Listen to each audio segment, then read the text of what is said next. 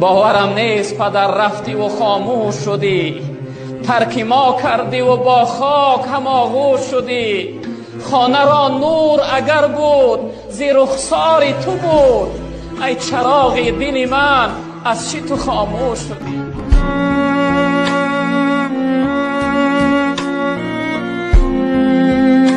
بکن شکرانه حق ای برادر، تو را بخشیده است نعمت سراسر.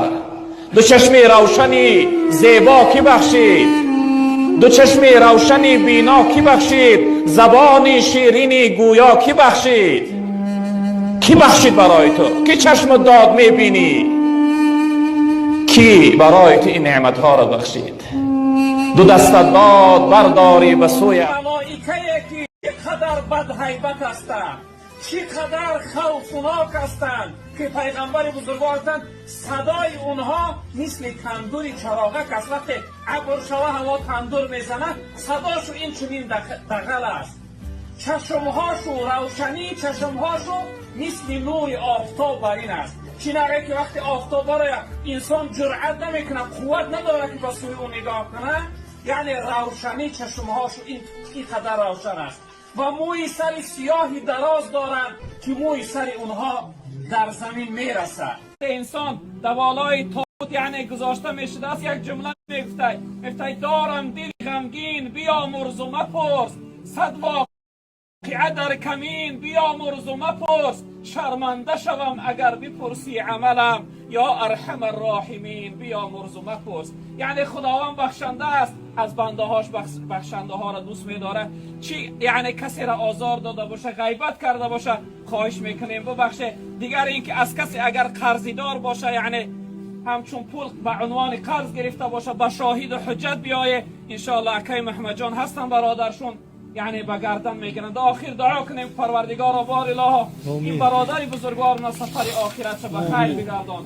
پروردگار زبانش برای جواب منکر و نکیر گویا بگردان. قبرش را باغ از باغهای جنت بگردان.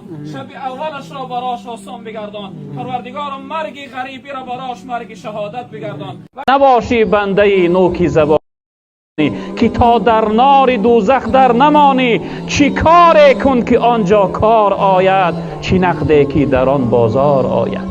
امروز یک کار کن در نزد الله برای تو دستگیر قیامت شود. پروردگارا ما طاقتی دوزختی تو را نداریم.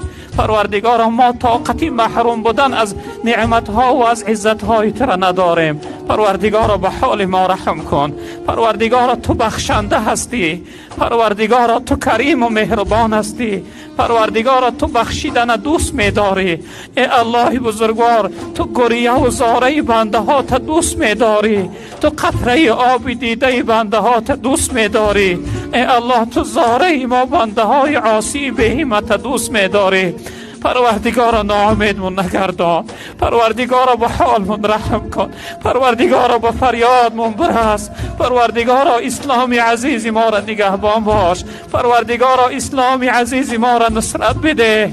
پروردگارا اسلام عزیز ما را عزت بده. پروردگارا اسلام عزیز ما را پیروز بگردان. پروردگارا امروز اسلام خوار شده است، امروز مسلمان خوار شده است.